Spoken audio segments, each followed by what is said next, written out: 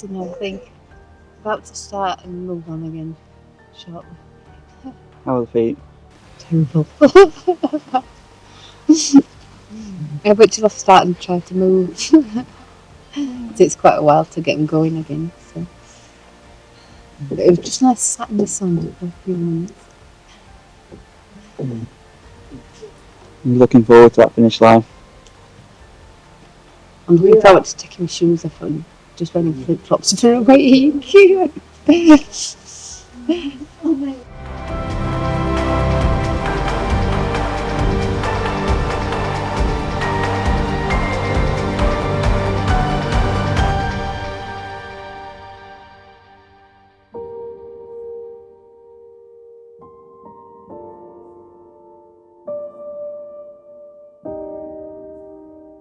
What am I looking forward to? Just the immediate needs are just to get some sleep because there's a huge backlog of sleep, and once I have that done, I think there'll be a great sense of achievement because it's something that beforehand I was wondering whether I would enter the race because generally I won't enter a race unless I think I've a high chance of finishing a race. And this one I thought before the chances were less than 50%. So getting it done, particularly at the first attempt, that would mean quite a bit to me. There are highs and lows in it. The toughest part for me was probably the first couple of days where I struggled really very badly with sleep deprivation. And that sucks the enjoyment out of the race in that if you're going through a marshy trail at 4 a.m, you're starting to wonder why you're here, you just want to sleep instead. But then once you get your sleep, and you don't need much sleep, 2 or 3 hours will get you going. You start looking around you, you interact a lot better with people. The highlight for me was the section where I started early in the morning in Middleton, up the waterfalls. This type of race, you're relatively unhurried, so you're able to take photos.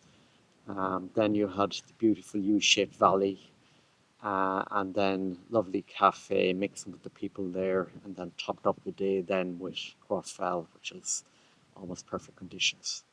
So it's just something like that in the middle of a race. It's kind of like a micro adventure. Yeah. And the big benefit to me about this is you're virtually a week here, stepping out of your normal life into something totally different, and it's a great adventure.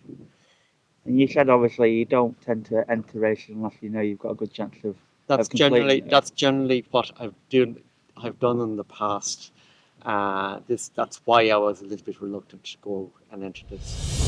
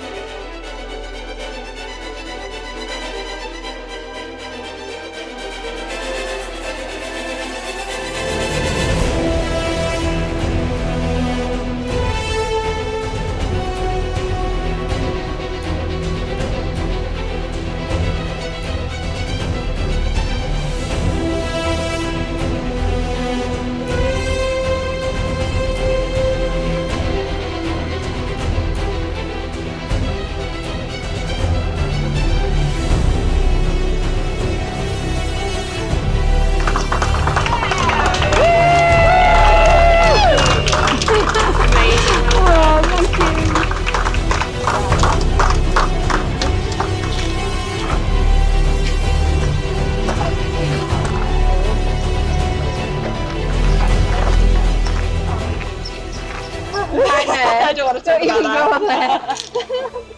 You know, I've been terrible. But you made it. How are you feeling? Just a bit. Yeah. I don't know how I made it with any feet. I've never had used to be like that. Yeah, because you've done quite a bit in the past, haven't you? Yeah.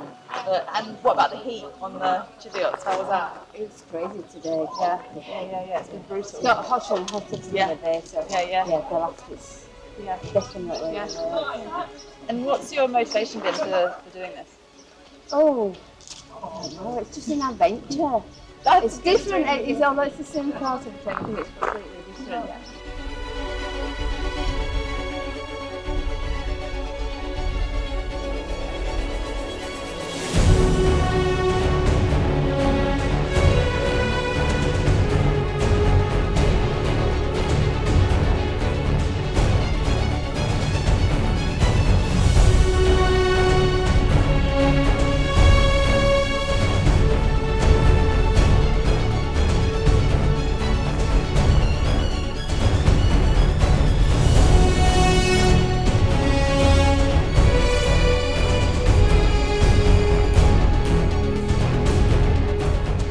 Wow, I feel like a changed woman. Like I feel like I started this race as a different person completely.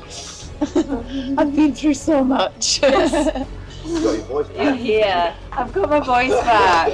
Finally. Like I was well and then sick and then I'm well again. Kind of. I told you worn pink for the whole race. Is that right? Yeah. Worn pink the whole time. Is that just a favourite colour or a statement? It's my favourite colour. I decided to make all my runs here. Oh, So yeah, so I've done it all in my own warriorette. Okay. Yeah.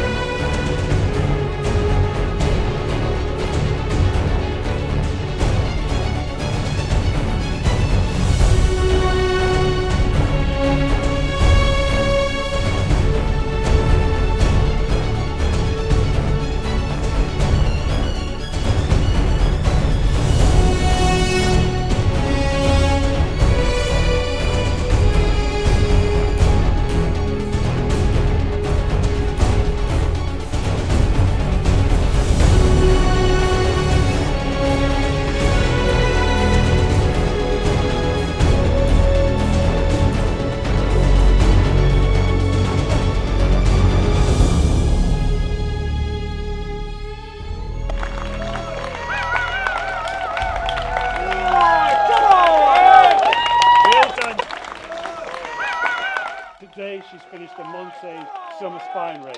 Wow!